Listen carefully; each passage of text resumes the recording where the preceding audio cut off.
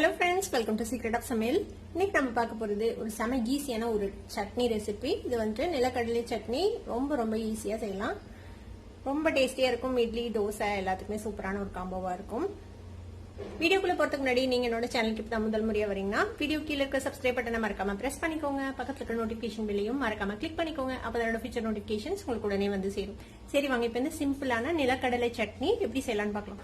ஒரு வடச்சட்டி அடுப்புல வச்சிருக்கேன். இதுல வந்துட்டு 1 டீஸ்பூன் எண்ணெய் விட்டுக்கலாம். இதுல ஒரு 1/4 கப் அளவுக்கு நிலக்கடலை சேர்த்திக்கலாம். நிலக்கடலைய மிதமான தீயில வச்சு வறுத்துக்கலாம்.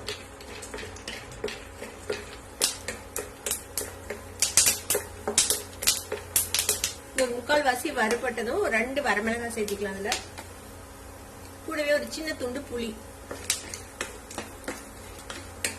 இதையும் சேர்த்தி வறுத்துக்கலாம். நல்லா வறுபட்டுருச்சு நம்மளோட நிலக்கடலை. நம்ம அடுப்பு ஆஃப் பண்ணிடலாம். இப்போ நம்ம வறுத்து வச்சிருக்கிற இந்த நிலக்கடலை, வரமிளகாய், புளி இதை வந்துட்டு ஒரு மிக்ஸி ஜாருக்கு மாத்திடலாம்.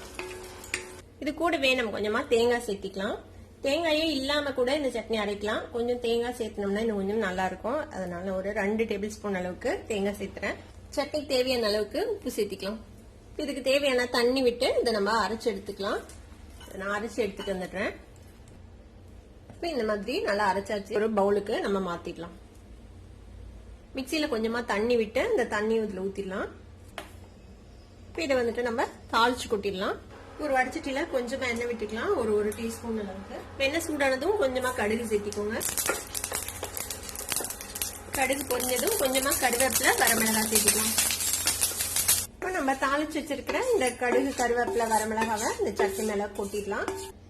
அவ்வளவுதான், நம்மளோட சூப்பரான நிலக்கடலை சட்னி ஈஸியா ரெடி ஆயிடுச்சு. நம்மளோட சிம்பிளான நிலக்கடலை சட்னி ரெடி ஆயிடுச்சு.